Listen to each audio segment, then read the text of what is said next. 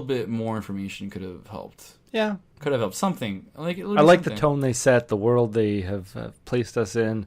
The acting I found was really good. Yeah, that's the one thing I think I really like. Cinematography was fine. I think the acting with cinematography was enough, right? With the panning shot, not the panning shots, but just the shot of the woods, the shot of the door, the closeness of everything, the claustrophobia of it all, the cabin fever. Yeah.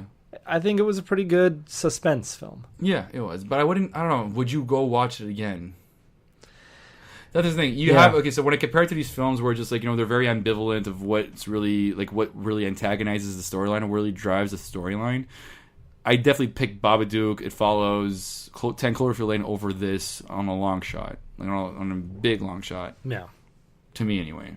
No, I can see that. I mean, this just invokes a certain feeling in you, but it's not necessarily an enjoyable film to rewatch. No, it's not. It's not. Especially when you know that nothing's going to come of it. And especially the fact that, like, I don't know, something would always draw you back to it. Like, okay, so we said the cinematography is adequate enough. We said, like, the important shots, but it's just adequate. There's nothing, like, because I feel like even the home wasn't very it wasn't constructed very well. You couldn't visualize yourself in the entire home. You can't. Sometimes when you have something like, the best example would be Alien. The Nostromo.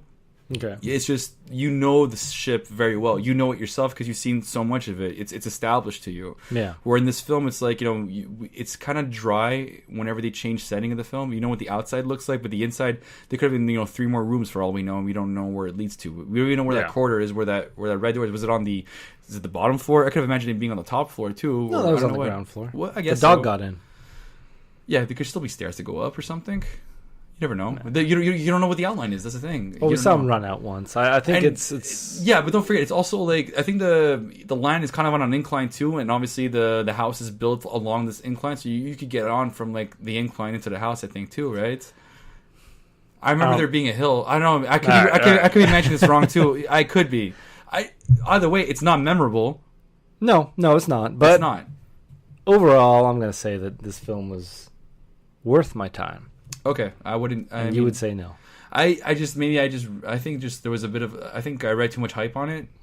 Oh, you read hype? Okay. I didn't read any hype. I read some hype. Like Taste of Cinema kind of like said something about it. I mean, the trailer was a little misleading. The trailer, I remember seeing the trailer and I kind of forgot about it. For some reason, I thought there was going to be like more teenagers in there, and there wasn't, and I don't know why. But you know what? Actually, at the start of the film, I thought I was watching the wrong film. Yeah? That's how much I was misled from the trailer, too. Because even though I didn't remember the trailer so much, I did not imagining it being that. Okay. Because, we're starting this. I'm just waiting for Joel Edgerton to come up. And he came up early, at least. But also, I would have thought I was in the wrong film. Yeah. Because I thought I walked into the wrong theater, and I didn't have my ticket anymore, so... Just a mess. It was just a mess. This whole thing was a mess. I didn't know what was happening. But, I really thought I thought I went into the wrong film. But it was... I could just say it was interesting. Like, the acting was great, but I wouldn't put that on my top 5. Okay. Oh, maybe top 5 this year. I mean, it definitely beats Bye Bye Man. It definitely beats. Oh yeah, it beats quite a few things. But I'm glad that you would consider it a horror movie because a lot of people don't. I almost did. When I told you when I first came out of it, I was like, I don't feel like this is a horror movie. Yeah. Because it depends how it makes you feel. We're going to say horror films are subjective now to what makes it horror? I mean, like, we're going to say, we said the same thing for cult films. Cult films, it makes it a cult because it's subjective, and the fact that you like it and maybe a small populace of people that like it is what makes it a cult. Yeah, but even that, like, I don't want to get back into that, but I don't think it has to be a small, I know, yeah. A small group of people that like it. I think it'd be a huge group of people can like a cult But not film. a mass, not a big mass of people. Yeah. I don't know. This has no following for sure. No. I mean, we can't say this is a cult. We could agree that this isn't a cult. I don't think it'll end up being a cult film. No. Sometimes, regarded it takes time. Yeah. But, I mean, some of them become cult films right away. Some of them takes 20, 30 years. I don't Phantasm, really think as this we covered it, remember? is breaking any ground. No, it's not. So we're just saying with Phantasm took forever for it to have a following. When it first came out, it didn't. Yeah. I'm only mentioning it because we covered it recently, but yeah, that's it. So, yeah. So overall, though, okay. It was okay. It's not the worst. It's not my favorite, and it's not the worst. All right. I think can we say our worst is Bye Bye Man? Yeah, I'd be fine with that. Bye Bye Man, maybe Blair Witch. Blair Witch is pretty bad. And Rings. Damn, Rings is bad. That's a trifecta of terrible movies. Oh, man. Horrendous. But we got some good ones. We got Split. We had Get Out. Yeah. and then and this was all right. Yeah. Yeah.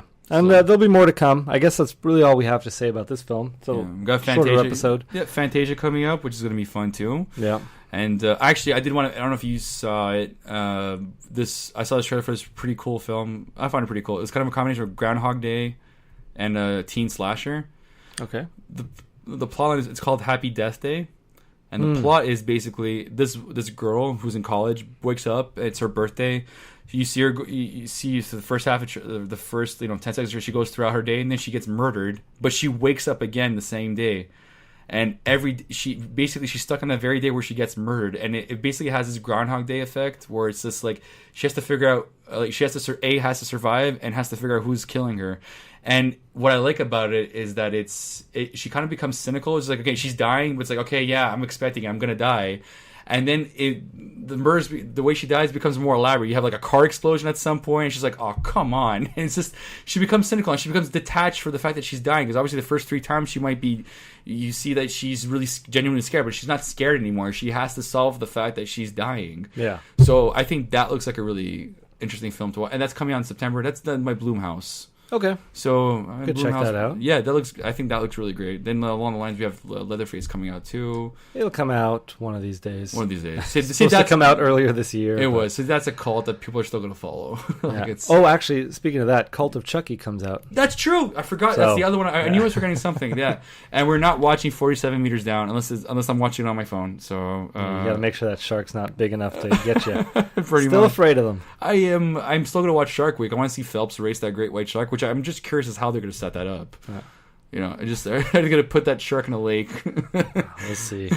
It's just, or some artificial salt water. But yeah.